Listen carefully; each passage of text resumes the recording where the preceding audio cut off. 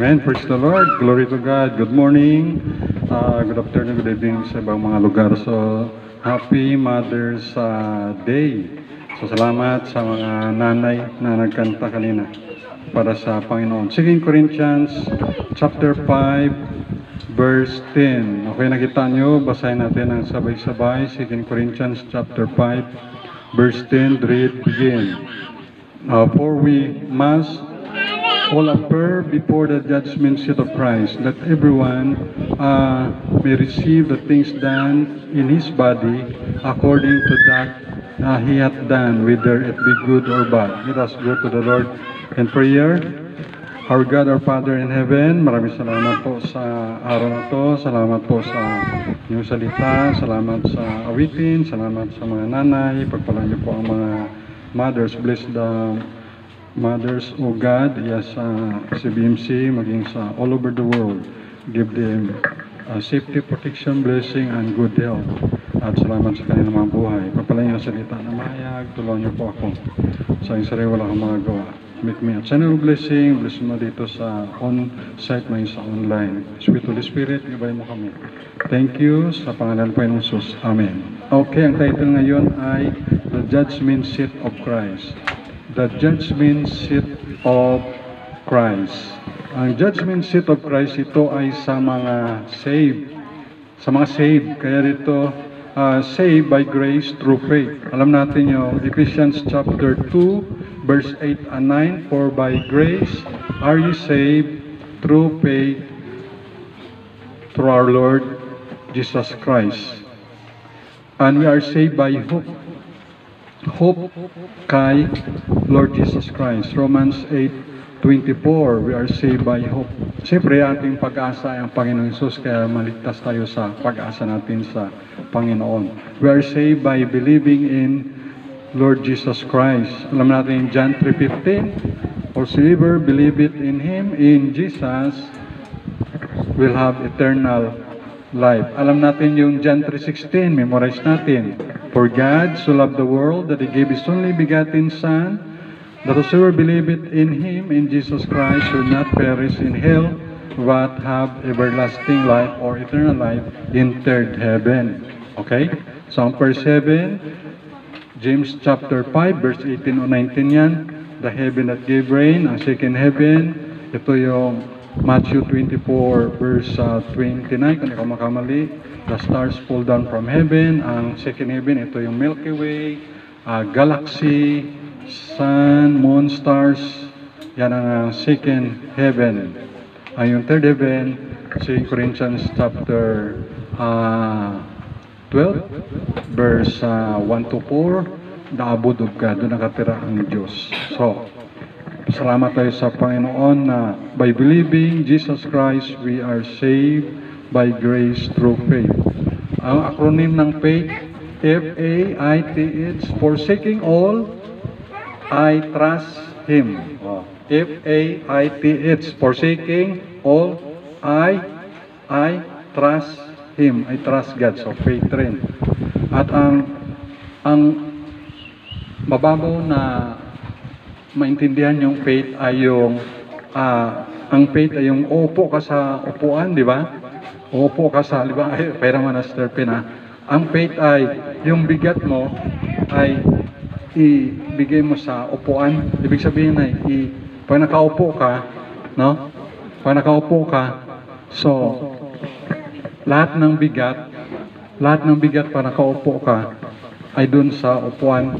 Ibig sabihin, nagtiwala ka, you trust in sa upuan sa bangko, yung lahat ng bigat. So yung faith natin, lahat ay ating kabigatan ay itiwala sa Panginoong Diyos, sa Panginoong Isus. Yan ang ating faith, yung putting all the weight, trust in Lord Jesus Christ. We must all appear before the judgment seat of Christ. So ang title ngayon, The Judgment Seat of Christ. So meron tinatawag rin na judgment, yung tinatawag na Great White Throne Judgment. Yung Great White Throne Judgment, makita natin yan sa Revelation Book of Revelation, mayroong mga verses dyan, chapter 20, na about sa Great White Throne Judgment, maging sa Revelation chapter 9. Okay, pero hindi natin italakayan yung Great White Throne Judgment, yung judgment sa mga unbeliever. So mag-focus tayo ngayon sa judgment seat of Christ.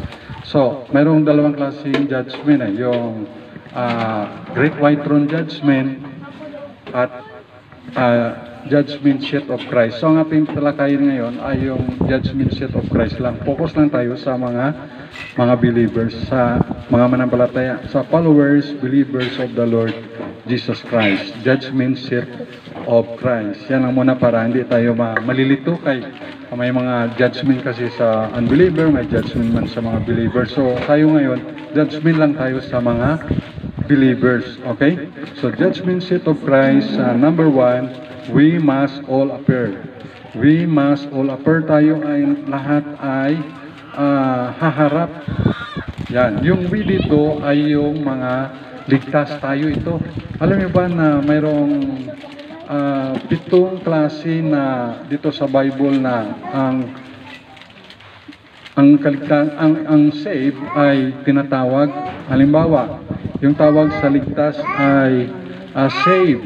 Ephesians chapter 2:8 and 9. For we are saved by grace through faith in the Lord Jesus Christ. So save ang tawag. Ephesians 2:8 and 9. At meron tawag naman ay mga saints. Mga saints, santo, santa. Sa Acts chapter 9 verse 13. Sa Acts chapter 9 verse 13 naman, ang tawag din sa believers, sa mga followers ni Lord Jesus ay saints. Acts chapter 9 verse 13. Sabi dito sa verse 13, then Ananias answered, Lord, I have heard by many of this man how much evil he hath done to thy saints at Jerusalem. Okay, at another tawag naman sa mga believers, itong itong mga saved ay soldiers. Sa Philippians chapter 2 verse 25, mga sundalo, soldiers. Philippians chapter 2 verse 25. Sabi po dito, yet I suppose it necessary to send to you Epaphroditus, my brother and companion in labor and fellow soldier, but your messenger and he that ministered to my one. So fellow soldiers. So ang tawag sa itong mga followers ni Jesus, yung believers, yung we must all appear ay saved, saints, soldiers, at ano pa, servants sa Matthew 25. So yan ang mga taguri sa mga Kristiyano, servants. Another ay sons. Small s, pag big is na son ay si Lord Jesus Christ yun, the Son of God. Pero kung small is ay mga sons. Kaya sabi sa John 1:12, but as many as receive Him, Jesus, to them give power or authority to become the sons of God. So yan ang tawag sa mga followers ni Jesus. And another ay sheep. Sa John chapter 13, the sheep hear my voice. Yung mga tupa ay nakikinig sa aking tinig. Sa shepherd, ang shepherd si Lord Jesus, ang pastor ay under shepherd. At another ay stewards. 2 Corinthians chapter 4 verse 1 and 2, na be found faithful, good steward. So steward. So yan ang yung we must all appear. Yung we doon ay tayo na mga believers. Ilang bansa meron sa buong mundo. Sino magaling sa social studies, sa araling panlipunan? Ang bansa sa buong mundo ay 193. At mayroong dalawa doon na Vatican City at ang State of Palestine na hindi kasama sa United Nations. So lahat-lahat ay 195 na bansa. So maraming mga believers, followers ni Jesus Christ, dyan sa 195 na mga bansa na yan. Kasama na dyan tayo mga Pilipino, Pilipina, dyan sa 195 nation. Kaya, ang tawag sa mga tagasunod, believers, followers of the Lord Jesus Christ ay anong tawag sa atin, sa mga saved? Ang tawag ay saved, saints, soldiers, servants, sons, sheep, stewards. Yan, 7 na katawagan sa mga Kristiyano o sa mga disciples, apostles, tagasunod ng Panginoon. Okay, so we must all appear. So bawat isa, harap sa Panginoon. Jatnil, makinig. Kasi harap tayo sa Panginoon. Ikaw Jatnil, sa araw na to na May 19, 2024, nagasalita yung si Papa Pastor mo, ikaw kung dyan, kung ano pinagkaabalaan mo. Yan. So, mag-give account tayo sa Panginoon, bawat isa. Okay? Ha? Oh. So, we must all appear before the judgment seat of Christ. Lahat-lahat. Ano kaya alphabetical? So, ang apelidong letter A. Ano ang apelido na letter A? Andrade, Ausan, Asis, yan. Kung sa Pastor Pai, Abante. Sabi, una ka agad. Aaron, pangalan yun. Basta, nagsimula sa letter A. Sunod na letter B. Bantigi, Bantang, Baklor, ano pa, Buntugon, letter O, ano pa mga letter B, letter C, yun, isa-isa, harap sa Panginoong Isus, sa judgment seat of Christ. Wow! So, excited na kayo na harap tayo sa Panginoon, bawat isa. Imagine, ano? Harap. Salamat ay makapasa si Kirtong. Wow, very good ka Kirtong, dahil ikaw kahit gabaktas ka ay gatiis ka nga makaagto, makabaktas ka, makaating ka lang simba. Sinayadi gabaktas, harap sa Panginoon. Diba, gabaktas lang si Lord Jesus nga, nagbaktas man. Naglakad man si Lord Jesus. Lakad. Si Lord Jesus nga naglakad galing sa Kalibot o Altabas para magpabaptize lang kay John the Baptist. Layo na, no? Mga 40 kilometers ang Kalibot Altabas. Naglakad si Lord Jesus. More or less 40 kilometers. Kalibo hasta Altabas. Lakad niya para alin? Magpabaptize lang kay John the Baptist. Kasi wala pa naman yung motor, wala pang multicab, wala pang series, wala pang L3. Kaya lakad lang sila noon. Ang kanilang transportation lang noon ay kamilyo, kabayo. Ganun ang kanilang transportation. Wala pang bisikleta noon. Racer. Kaya, ano mang ginawa nyo sa Panginoon ay magbigay sulit tayo. Ako nga, 2 ipagbigay sulit ko ay. Ipagsulit ko ang sarili ko, ipagsulit ko pa kayo. Halimbawa kung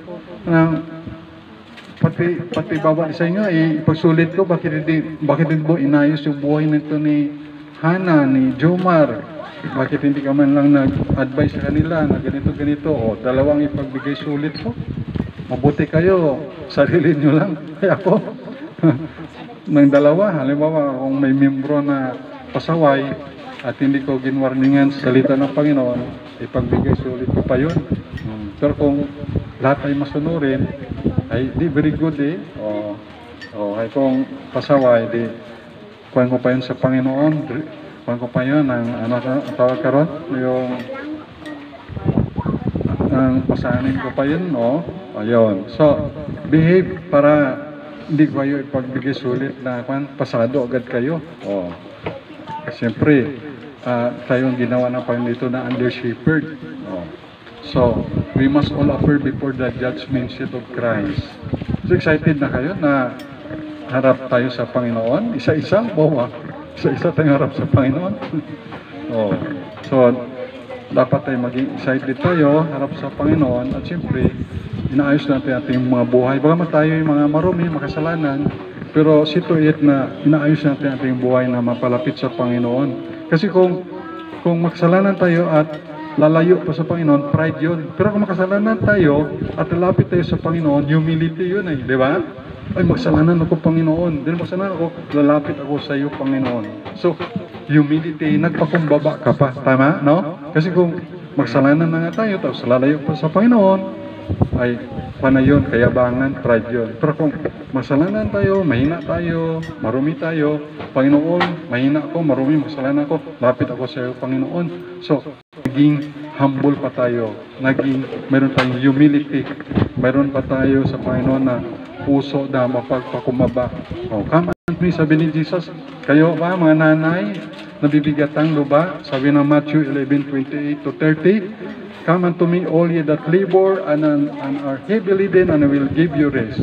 So lumapit sa Panginoong Isus, at I will give you rest. Bibigyan kayo ng kapahingaan. Tama yun. Nakakapagod, maging nanay, kala nyo, ano ang trabaho mo, nanay? Kwan lang man ako, plain housewife. Kwan lang ako sa bahay. Ba, ang dami kayong trabaho sa bahay. Galaba, galuto, gaplansa, nagpakain ng mga manok, pabo, gawalis sa bahay, kung ano doon ginakuti-kuti, nagkatahi, daming trabaho pero wala namang sweldo, mga nanay. Walang katapusan na trabaho, marami na trabaho. Pero yung mga bata, ano ginagawa lang ng mga anak? Cellphone, tulog ng tulog, sige cellphone umaga, cellphone hapon, cellphone gabi, cellphone ay wala tayong mangyari niyan. Pag cellphone na lang, walang future na magandang hatid yan. Okay lang ka cellphone, ga-research ka. Okay, ga-research ka. Pero kung, minsan kasi tamad na, minsan wala nag-function yung utok ng mga bata, no? Kasi mabigat na yung isip nila. Mabigat na kasi sa gadget. Pati mata, mabigat na rin, no? Naobserbahan nyo, no? Mabigat na matamlay na, kasi ikuan na eh. Overloaded na. Overload na sa yung bigat na, minsan yung sa radiation, kaya hindi ka nakakalos maka-function.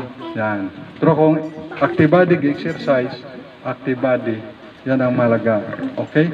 So, we must all appear before the judgment seat of Christ. And then the last, number 2, last na, 2 points lang tayo. Number 2, we shall give account every one of us. We shall give account every one of us. Sa judgment seat of Christ, bawat isa sa atin ay magbibigay sulit sa Panginoon. Bawat isa sa atin, ako, ikaw, magbigay sulit sa Panginoon. Sabi nga sa 2 Corinthians chapter 5 verse 10, ano sabi dito? Balik tayo doon. 2 Corinthians chapter 5 verse 10, ano mang ginawa natin, whether be good or bad, ay bigay sulit natin sa Panginoon. For we must all appear before the judgment seat of Christ, that everyone may receive the things done in his body according to that he hath done, whether it be good or bad. So kung ano man ating ginawa, bad and good done in the body. So ito ay sa ating eyes, sa ating mga mata, sa ating lips, sa ating hands, ating paa, sa ating pag-iisip, sa ating mouth. Kaya sabi ng Bible, no, every idle words ay ibigay sulit sa Panginoon. Kaya yung mga walang kwenta na sasabihin, no, idle words na sinasabi mo, ay bigay sulit sa Panginoon yan. Every idle words. Kaya kung out of the abundance of the heart, the mouth speaketh. Ano ba ang ginawa ng ating sariling katawan sa ating sarili, sa ating mga anak, sa ating pamilya? Bigay sulit natin sa Panginoon. Kung sa mga unbeliever, sa unbeliever nga, di ba, ang kanilang mga anak, minsan dahil sa kahirapan, may mga anak sila ng mga babae ay iharap nila, mayroong internet lang man kung saan na internet, tapos ikuha nila yung anak nilang babae, sexual exploitation nila na doon may mga foreigner sa Amerika or sa Europe, tapos ipakita lang yung dibdib o anong mga singit-singit yan, tapos sa hingin ng pera sa foreigner, padala lang sa Western Union o anong mga PayPal ba yun o ano man. Minsan yung mga nanay dyan ng mga unbeliever, yan ang ginagawa, no? Pero pag nalaman niya ng police, ng authority, hinuhuli sila at mabilanggo yung mga magulang na ganyan. Sana walang ganyan sa mga believers, no? Na, alba, believers kami, tapos walang pera, si Hana ang aming iharap sa internet. Hana, magkuhan ka dyan at may foreigner dun, tingin na pero magpakita ka ng yung kilikili, para makapira tayo. Kilikili mo. Siyempre, kuhan yun, masama yun. So, yung pag ginawa ko yun, ni Mama Annalyn, ibigay sulit ko yun sa Panginoon, ibigay sulit ni Mama Annalyn, pati siya na magbigay sulit rin sa Panginoon kasi pinintulutan niya. Nag-allow siya, hindi siya lumaban na magkaroon ng prinsipyo na mali yan, daddy, mali yan, mami. So, ganun ha. Hindi porque mahirap tayo ay surrender na lang kaagad yung bataan or sarili. Ha? Hindi pwede yan. So, kailangan manindigan tayo para kung anong tama. Dahil hindi naman tayo iwanan o pabayaan ng Panginoon. So, ang ating mga mata, halimbawa, ang pinapanood ng mga young people, ng mga Kristiyano ay mga pornography, mga malalaswa. Yan, ibigay sulit yan sa Panginoon. Kaya si Jomar, si JJ, si Iber, huwag kayong manood ng mga bold, ng mga malaswa. Ha? Mabuti nga nagsasabi ako sa inyo ng ganito kasi sa time ko wala man lang nagsasabi. Wala. Pero at least ito kinasabi kagad. Kaya kung hindi ako magsabi, ang magsasabi sa inyo yung social media. So at least nawarihan kayo. Sabi ng Book of Psalms, I set no wicked things before mine eyes. So makakita lang sa tinatago mo ng mga pearl, di ba? Di ba pag pearl ay tinatago, iniingatan, ang makakita lang yan ay maging asawa mo, JJ, Iber, Jomar, Hana, Linlin. Ang makakita lang ay ikaw rin ng Mercy Faith. Ang makakita lang maging kay si Colleen, si Aliyah.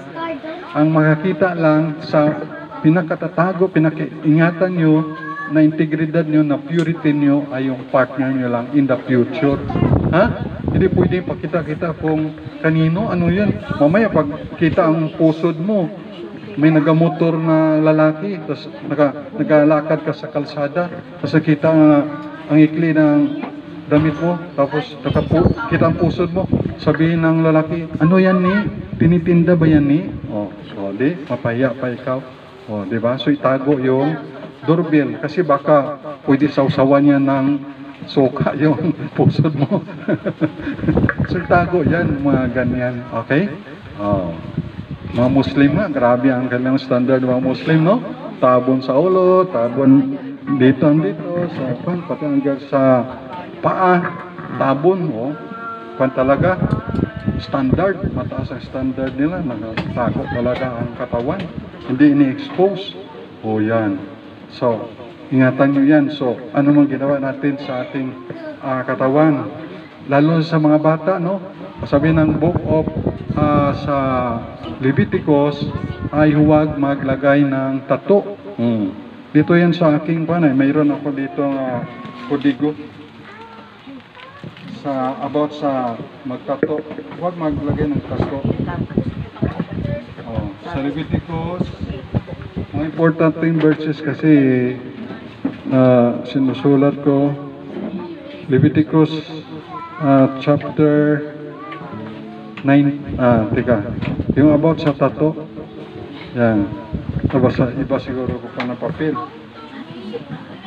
yung about sa, katulungan niya kung siya, about sa Mark, yung sa Leviticus, yung sa, huwag maglagay ng tato, yan, saan ba yun?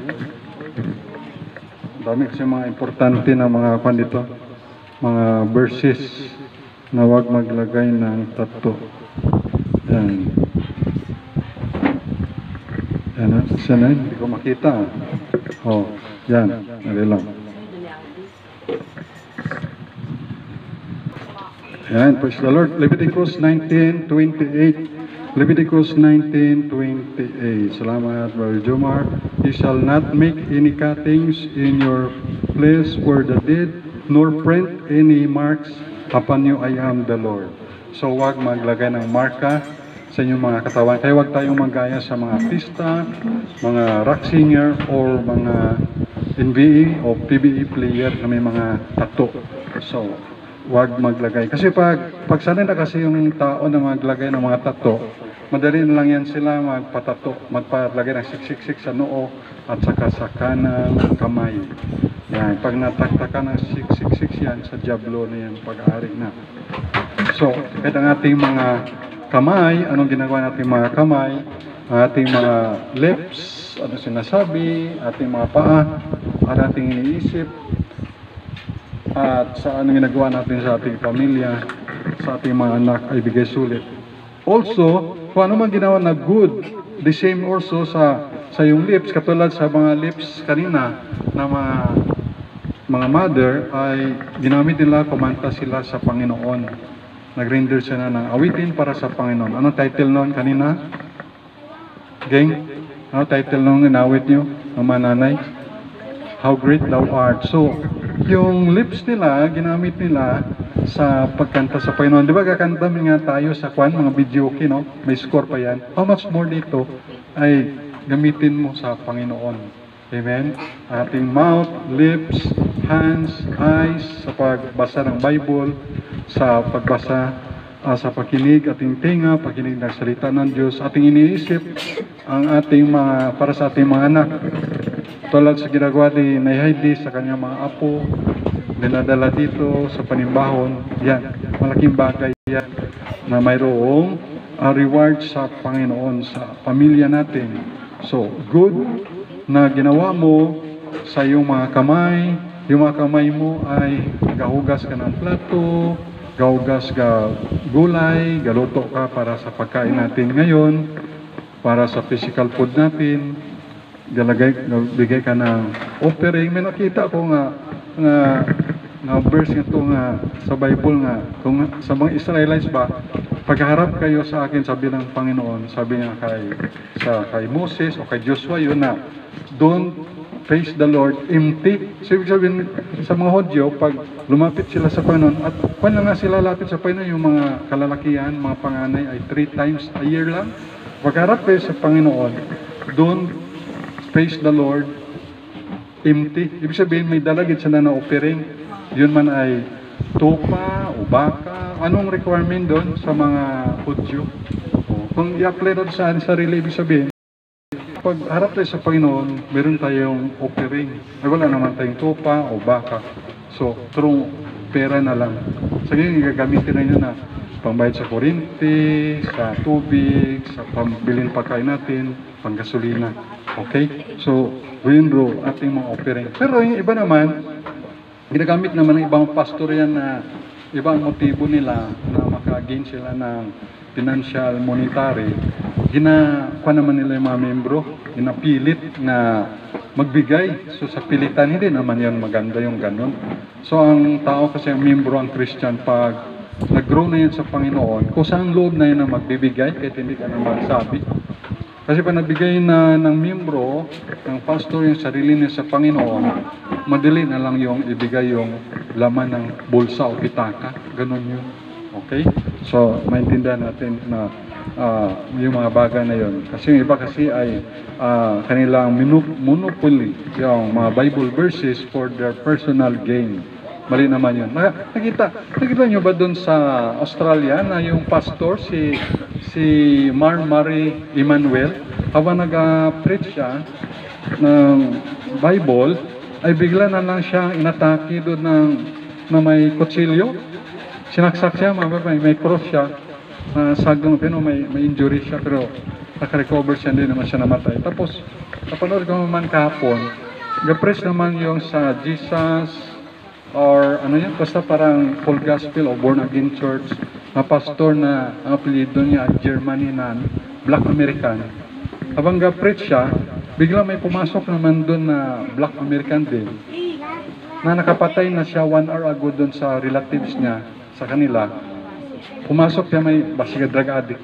May dala siyang baril, tapos ginkuha niya yung pastor, binaril niya, pag-click, mabuti na kang ilaw pastor, pag-click, tapos nanago sa pultin pastor, mabuti yung deacon, alisto, biglang tumakbo, tumalon at ginkuha niya sa katalikod nag-assassin, ginkuha niya yung kamay, yung kusan yung baril, nagaw. Yun, mabuti mayroong deacon na kaibigan ng pastor na na tumulong. So ganun, so alert. So dapat marunong para si JJ, si Iver, si Jomar na para may pumasok ay marunong kayong magkarate, mag-aikido para proteksyonan nyo yung pastor nyo. Tapos yung pastor tumulong rin para matanggal yung baril, no? Kasi yung sa time natin ngayon, di natin alam yung isipan ng mga tao, lalo kapag naka-drugs, no? Lalong malasing. No? Sa time ni Lord Jesus, binabantaran siyang patay ng mga Pariseo. So ang ginawa ni Lord Jesus, dumaan siya in the midst of them at hindi siya napansin. Imagine, no? Dumaan si Jesus sa gitna nila, hindi siya nakita, parang hindi napansin, no? Gustong ihulog si Jesus sa bangin, pero sabi ng Bible, he walked in the midst of them. Imbis sa gilid siya, sa gitna dumaan si Jesus Christ, hindi siya hindi siya naalin. Could you imagine yung power ng Panginoon? So, ganun. Okay? So, maging alerto lang tayo sa buhay natin dito sa lupa. Kahapon nga mayroong Jima junk shop na tracking, no, dun sa may Puok. Sa may Puok, ay mayroong motor.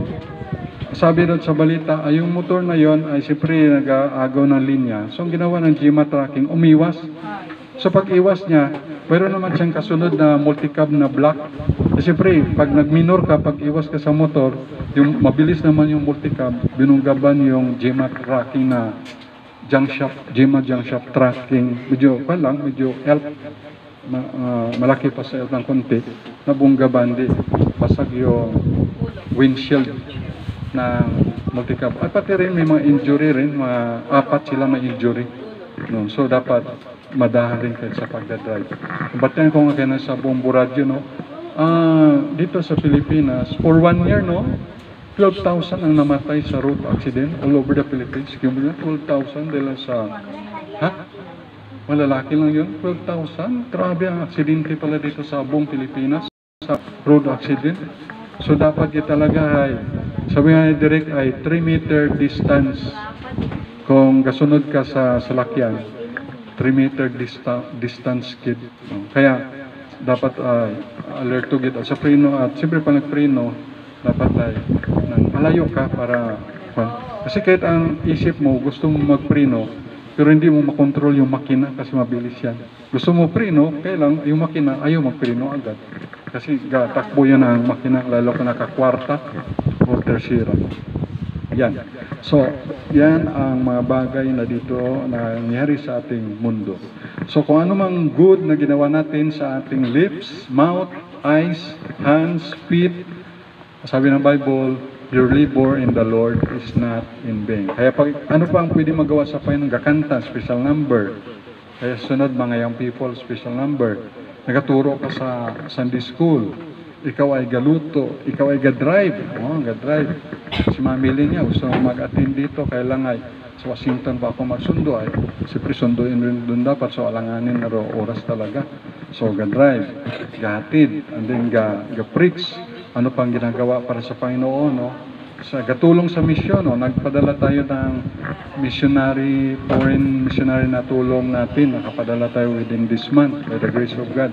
At iba pa mga ministry, iba mayroong bus and jeepney ministry, may orphanage, may abamong ministry, soul winning ministry, Bible study, discipleship, parami yan mga ministry. Kaya, your labor in the Lord is not in vain. As sa Revelation 22 verse 12, ito ay mayroong sabi nito, Revelation 22 verse 12, Revelation chapter 22 verse 12. And behold, I come quickly. Sabi niya, behold, I come quickly. Sabi ni Lord Jesus. And my reward is with me. At lang yung reward, dala-dala ni Lord Jesus, is with me, sabi ni Jesus, to give. Yan, ibigay to give every man according as his work shall be. So, ibibigay according sa ginawa niya. Ibig sabihin, kung ano ginawa ko sa Panginoon, ang ginawa ni Heidi, na Mili, si Mama Annalyn, si Sister Pin, Sister Monique, si Ana, si Ana, nakabigay ng gospel tracts. Na pila na Ana, gospel tract? 19, 20. Ginawa man ni Jomar, Dinlin, kanabigay ng gospel tracts. Ay Heidi, dala ng mga apo niya. Anong ginawa mo sa Panginoon? Mayroong Reward yun. Di ba? Sa ating pananampalataya sa Panginoon, nakakaroon tayo ng kaligtasan. Okay?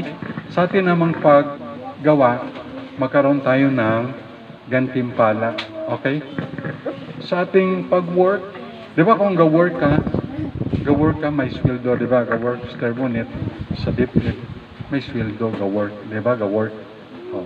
Kung ga-work man tayo sa Panginoon, may gantimpala man yan. Pero doon sa langit, siyempre. So dito man sa lupa, may pag-work sa Panginoon, may gantimpala nga si Pastor Tiaga nga Dahil marami siyang membro. Ang mga membro ay nagstorya man, kumuha sila ng sakyan na abansa. At church na yung gabayad monthly. May abansa siya. Di ba? So, church ang gabigay, mga membro bayad. Pero hindi ako gahangad ng abansa kay problema pa ako niyan. Para sa housing ko, i-park yan. Dito kasi sa housing, nagakuan yung mga bato.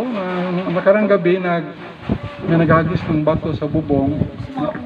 Nalipungatan yung kapitbahay ko. Nakainom siguro malamang. Lumabas. Nagasigaw siya kung sino naghahaboy ng bato. Ganun yan.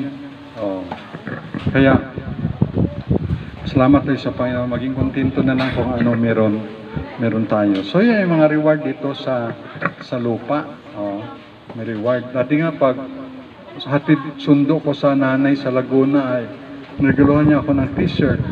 Pag sulwinin ko naman sa bangan nun, yung na-witnessan ko, pag uwi ko, binigyan niya ako ng manok. Tama? Sinahindi nga, binibigyan tayo dito ng kapaya. Mga gulay, niluto natin. Sterpin, ster mo din, nabigay ng saba. Gano'n lang, give and take. Kami nga, basta meron kaming ibibigay, pagkain ng pabo o tinapay, bigyan, sterpin. Bibigyan, diba? Hindi nga pwedeng, ako na lang palagi ang pansin nyo, gakabig, gakuha. Kami rin, basta meron kami, kabigay rin. Bigay. Mga damit, bigay. Kaya give and take lang. Okay, so praise the Lord.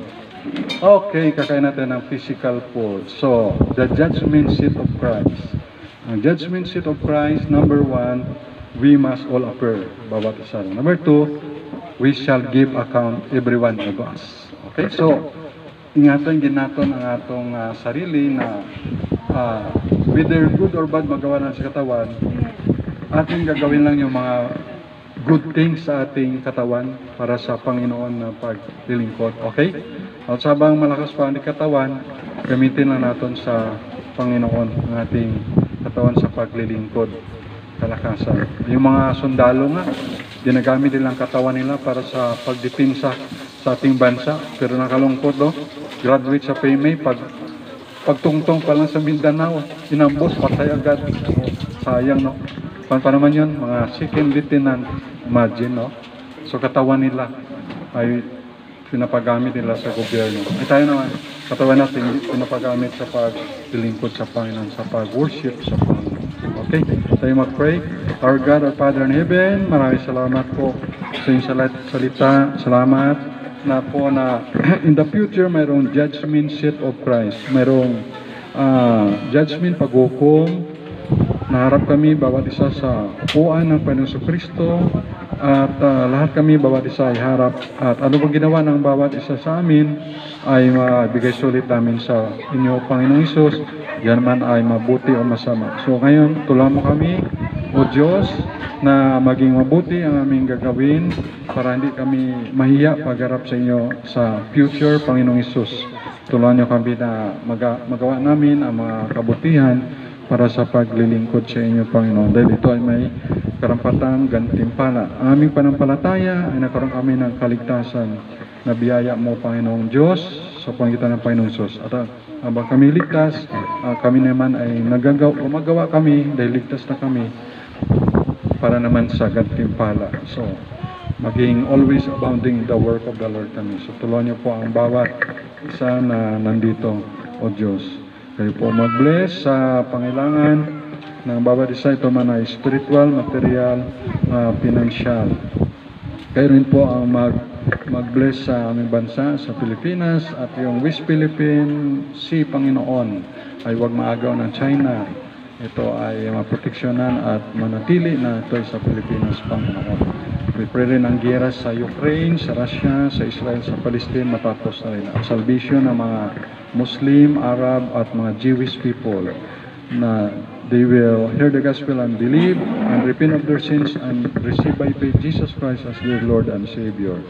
I-bless mo rin ang pagtatapos ng mga estudyante sa kanilang pag-aaral. I-bless mo rin mga teachers, tulungan nyo ma-comply yung mga program, mga grades, Panginoon. Monitor ba mga teacher, private, government, tulungan nyo, Panginoon, matapos na nila ang kanilang tulong sa mga gawain sa school.